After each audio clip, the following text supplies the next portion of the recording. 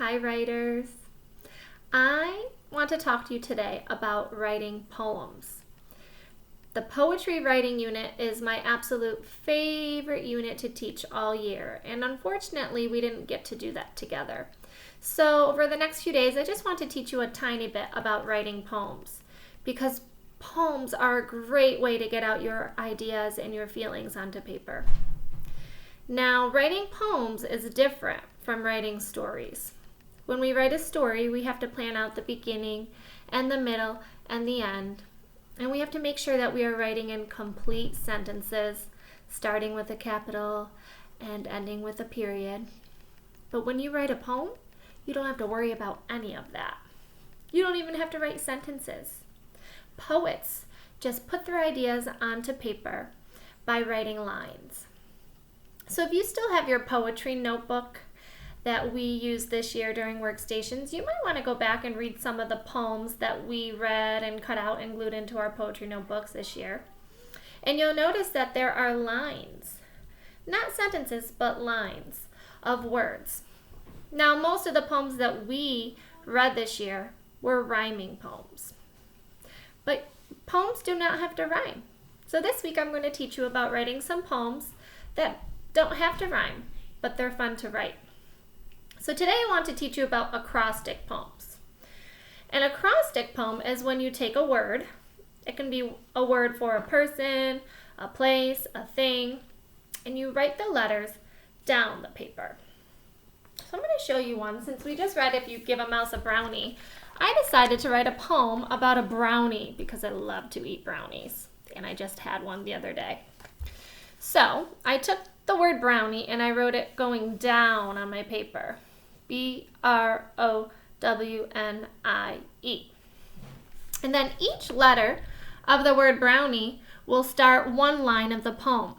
So the first line of the poem starts with B, and the second line of the poem starts with R, and so on. And then I have to try to think of words that would describe brownies to tell my poem. So after I tasted a brownie and I thought about it, this is what I wrote. Brownie. Brown chocolate goodness. Really tastes delicious. On my tongue. Wow, that's yummy. Now, let's add ice cream on top. That's excellent. Just like the mouse added ice cream on his brownie, I decided to write a poem about it. So you'll notice I did not write sentences. I just wrote words on each line that went along with the letter. After I wrote a poem about brownie, I was thinking about all the habitats that we learned about, and that's when I decided to write a poem about the savannah. So I took the word savannah and I wrote it down the side of my paper, and then I started to think about what I knew about the savannah. I knew it's usually pretty warm and sunny there, and I knew we learned about the acacia trees and the giraffes and the zebras and the lions. So I used those ideas, and I used the letters to start each line. So this is what I came up with. Savannah. Sun shining on acacia trees.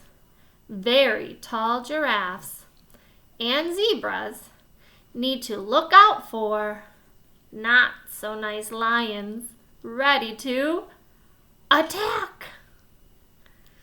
We learn lions are predators and the giraffes and zebras are their prey.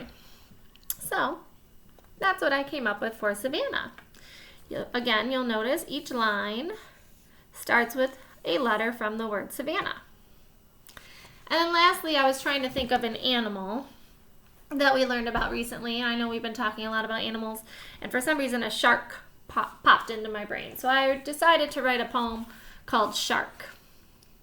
So I wrote the word shark going down the side of the paper, and then I tried to think of adjectives or describing words to describe the shark and any other facts I knew about it.